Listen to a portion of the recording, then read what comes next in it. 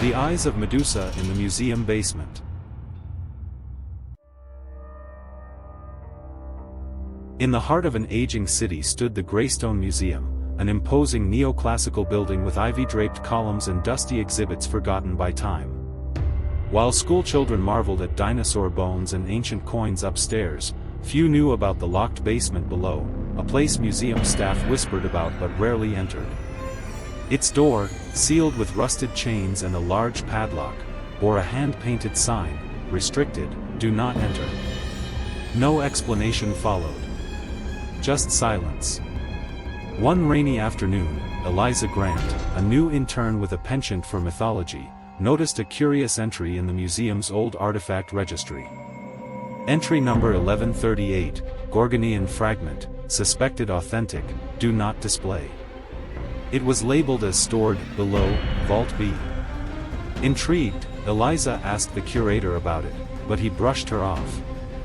"Just another forgery," he muttered, avoiding her eyes.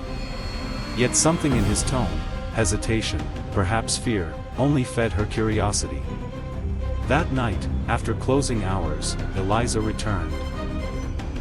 Armed with a flashlight and the basement's long-forgotten key, borrowed from the head of security, she descended the narrow stone staircase. The basement air was thick and unmoving, as though it hadn't been disturbed in decades. Shadows twisted across the walls like vines, and the silence pressed against her ears. She passed rows of crates and dusty busts until she found Vault B, a heavy iron door with a cracked Medusa carving on its center. The lock turned stiffly. As the door creaked open, Eliza stepped into a small chamber lit only by her flashlight's beam. There, resting atop a velvet pedestal, lay a half-broken stone mask, one eye missing, the other intact and hauntingly lifelike. It wasn't merely carved, it seemed alive. The stone iris shimmered faintly, swirling like storm clouds trapped beneath crystal. A chill raced down Eliza's spine. Against her better judgment, she stepped closer. The flashlight flickered. Then it spoke, not aloud, but within her mind. "Do you seek truth, Eliza?" She froze. Her breath hitched. The eye blinked. Startled, she turned to flee but found her limbs unresponsive. Her body refused her commands. Her muscles stiffened, her joints locked. Panic surged as her flashlight dropped, spinning across the floor before going out completely. Darkness. In the pitch black, she heard whispers, dozens of voices hissing ancient words she could not understand. Shapes moved in the shadows. Cold fingers grazed her cheek. And then, light. Dim emergency lights flickered to life as the basement's generator kicked in. Eliza gasped and stumbled back. The stone eye now glowed with an eerie golden hue, and on the walls, countless sculptures lined the room. Not museum pieces. People. Lifelike statues of men and women, twisted in final expressions of terror. Some still wore modern clothing. One even had a Greystone staff badge. Eliza backed away slowly, tears stinging her eyes. But before she could retreat fully, she caught a glimpse in the cracked glass of a display case, her reflection. Her eyes.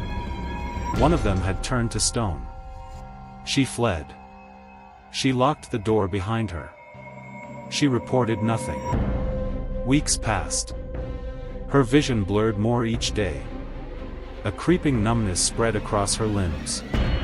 Doctors found no cause. The museum basement was quietly resealed. The curator retired early, and the Gorgonian fragment was expunged from the registry. Eliza moved away. She stopped speaking about what she saw. But now and then, when the night is quiet and mirrors go dim, she sees the stone spreading, slowly consuming her. Her dreams are filled with hissing voices and cold eyes watching from the dark. And in the deepest part of her soul, she understands. The eye of Medusa never stopped looking. It waits. It remembers. And soon, it will see through her completely.